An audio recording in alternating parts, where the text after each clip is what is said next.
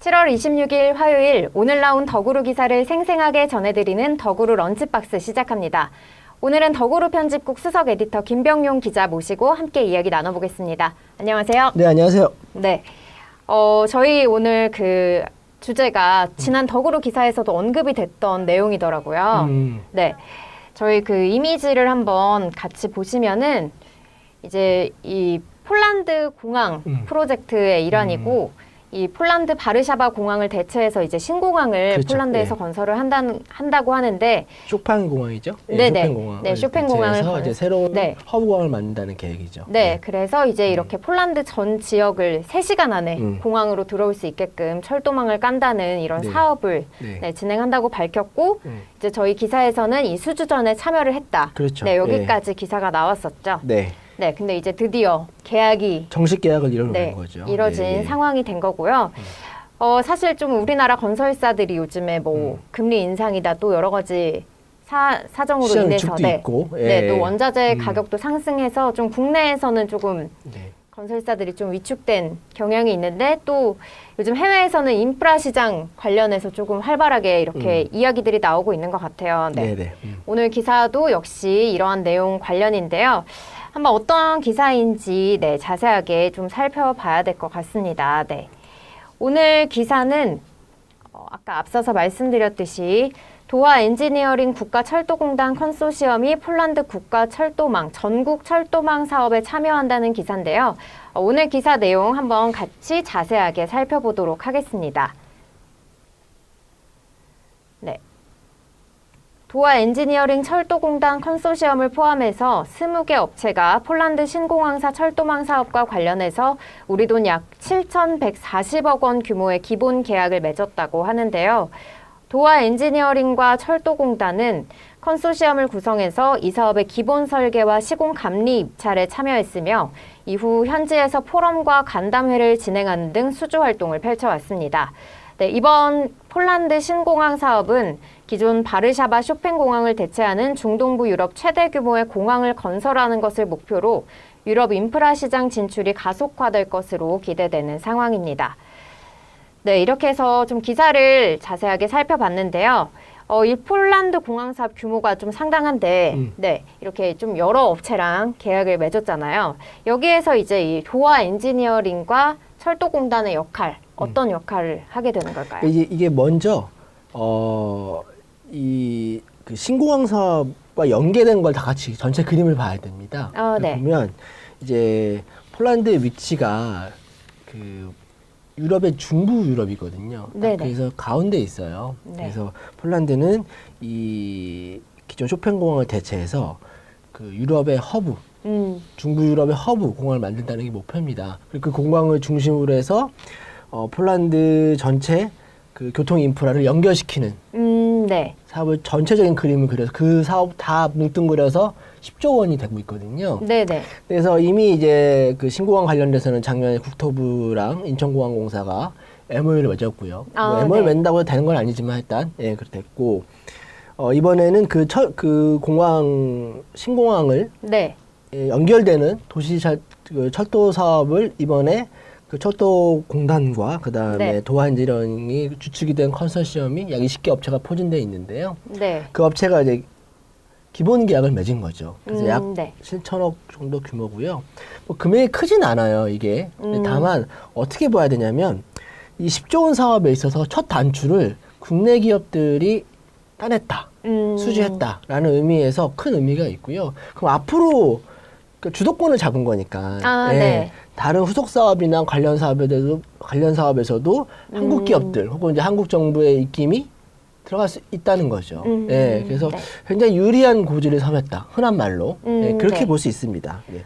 그러면은 일단은 폴란드가 유럽의 중심에 위치해 있고 이제 이 허브 공항으로 키우기 위해서 네, 인천공항공사와 MOU를 체결한 네, 사례가 있었고 이제 우리 기업들이 이렇게 진출을 하게 됨으로써 또 다른 이제 후속 사업들을 조금 그렇죠. 더 수주해낼 네. 수 있지 않을까 하는 네, 기대감이 있을 것 같네요. 네. 그러면은 일단은 이렇게 폴란드에서 계속해서 이렇게 좀 공항 사업을 좀 크게 확장하려는 그런 또 다른 뭐 이유가 있을까요?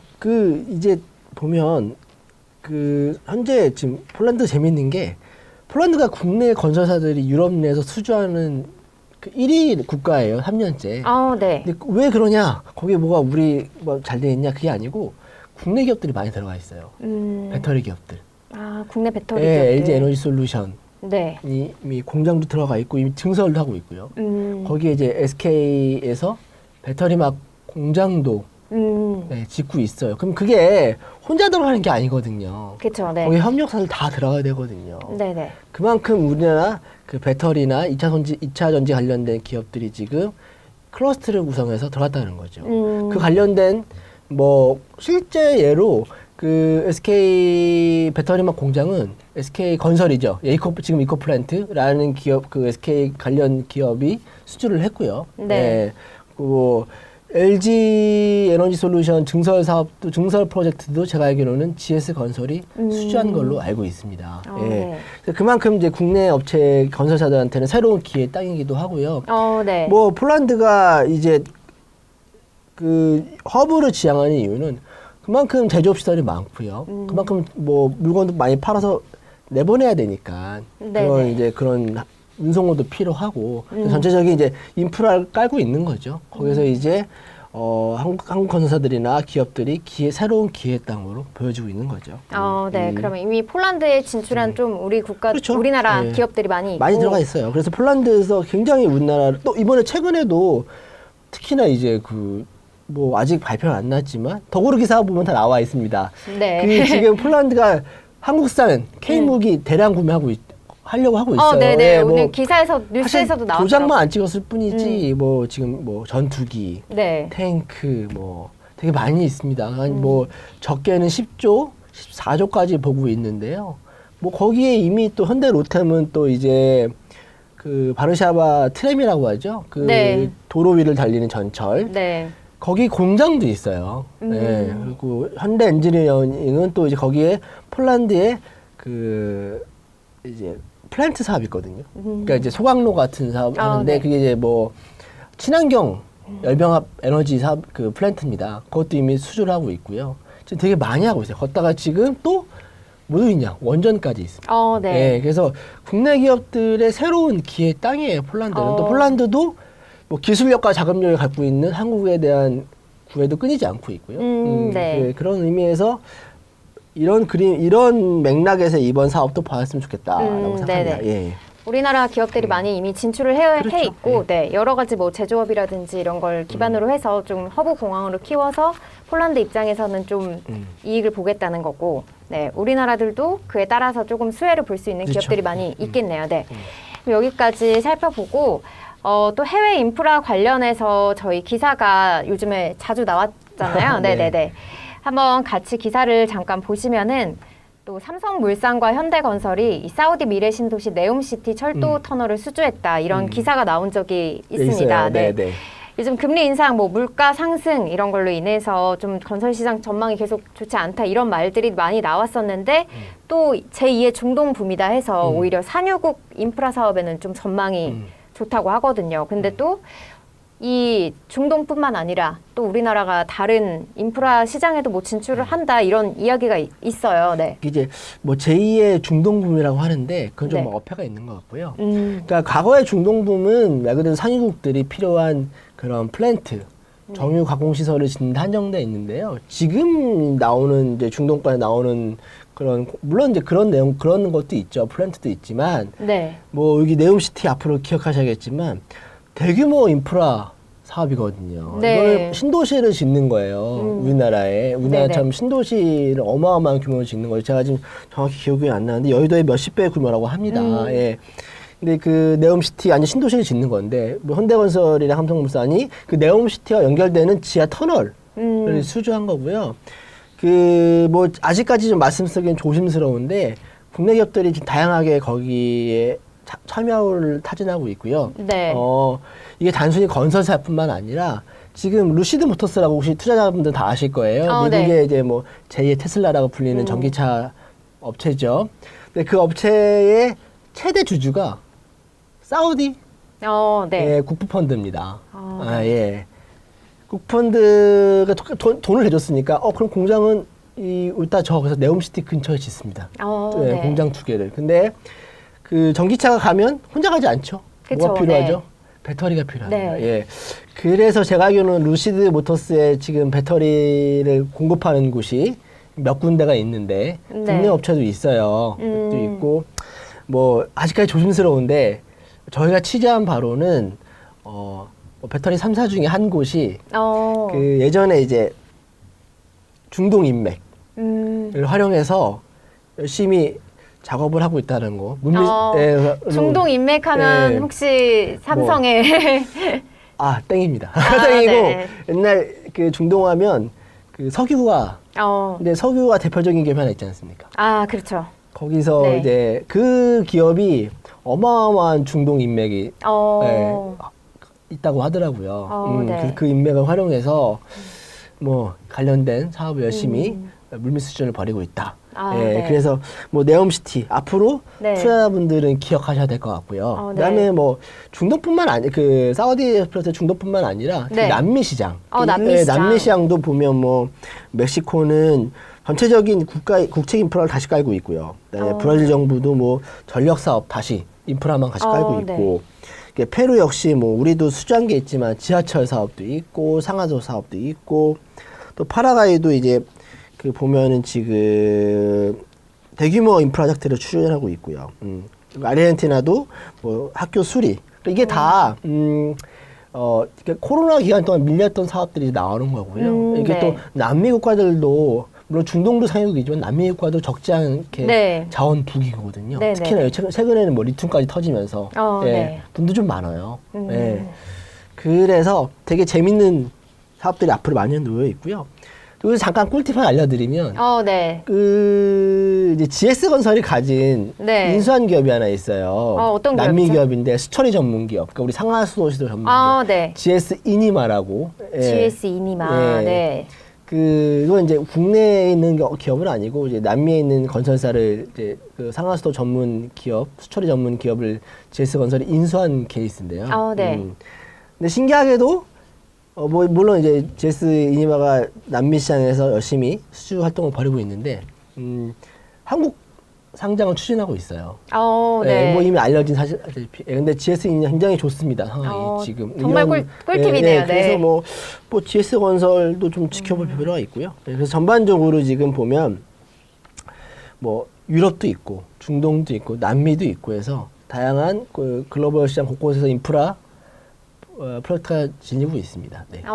그래서 뭐 중동뿐만 아니라 우리나라 기업들이 이제 중남미 쪽에 인프라 사업에도 진출을 했다 이렇게 보시면 될 것 같고요. 또 여기에 많은 기업들이 들어가 있고 또 하나 꿀팁을 주셨다면 사우디에는 이제 석유 인맥을 바탕으로 한 기업 좀 주목을 해보시면 건설사뿐만 아니라 배터리 기업도 갈 수 있다라는 거 보시면 될 것 같고요. 좋을 것 같고 또 중남미는 이제 GS 건설 자회사인 GS 이니마 국내 상장 추진하고 있습니다. 또 IPO 지켜봐야 될 것 같고요.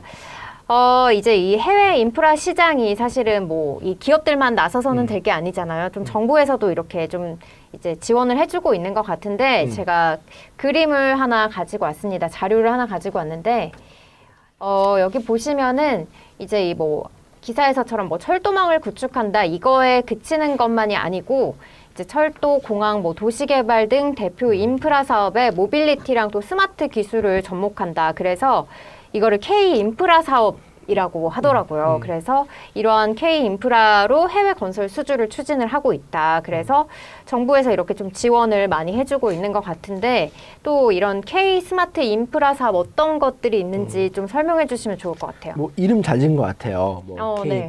K 코팅 코리아 하는데 쉽게 얘기하면 이거 뭐 흔히 말하는 PPP 사업입니다. 민간형 합동 프로젝트라고 해가지고 민간 같이 해가지고 같이 팀을 이뤄서 하는 거죠. 대표적인 게 뭐 원전 수주전 이런 것들이 있죠. 근데 아까 말씀드린 것처럼 그 정부가 다섯 개 프로젝트를 찍었어요. 그게 뭐 사우디아라비아 네옴시티, 인도네시아의 신시도 사업. 거기 지금 뭐 얼마 전에 조코 위도도 대통령이 인도네시아 대통령이 이제 이달 말에 방황을 할 겁니다. 음. 예, 뭐 삼성도 가고 현대차도 가고 포스코도 갈 겁니다. 네. 그 뭐 여러 가지 목적이 있겠지만 가장 그 방문 목적 중에 방한 목적 중에 하나는 신도시 산업의 국내 기업의 참여. 뭐 제가 알기로는 포스코도 이미 네. 참여를 참여하겠다는 의사를 밝힌 상황이고요. 네네. 뭐 현대차는 이미 가 있고요. 엔설도 이미 LG 에너지솔루션도 이미 공장 가 있고 그래서 국내 기업들의 관심도 많고요.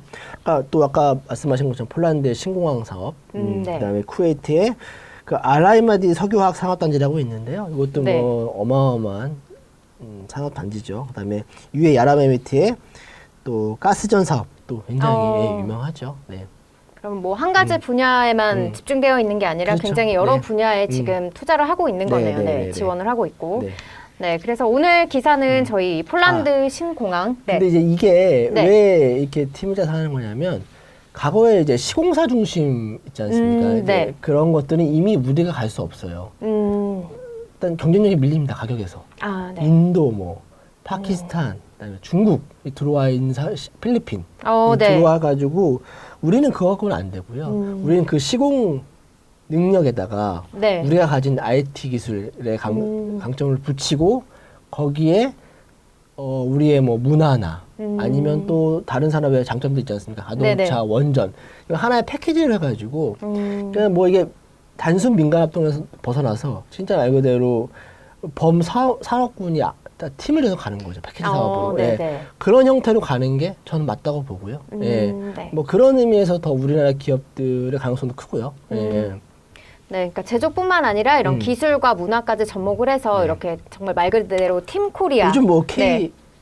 K컬처 유명하잖아요. 네. BTS. 점점 네. 날이 갈수록 좀 네. 앞에 K자가 붙는 게 많아지는 것 같긴 해요. 네. 네. 여러 가지 이런 복합적인 그런 사업체를 꾸린다. 그렇게 해서 이제 스마트 인프라로 해외 시장에 진출을 하고 있다. 이렇게 이해를 하시면 될 것 같고요. 오늘은 이 폴란드 신공항 사업 철도망 수주 관련해서 이제 여러 가지 내용을 짚어봤는데요. 전체적으로 이제 폴란드 신공항뿐만 아니라 또 여러 가지 해외 인프라 사업에 우리나라 기업들이 참여를 하고 있다. 네, 이렇게 좀 관심 있게 짚어보시면 될 것 같습니다.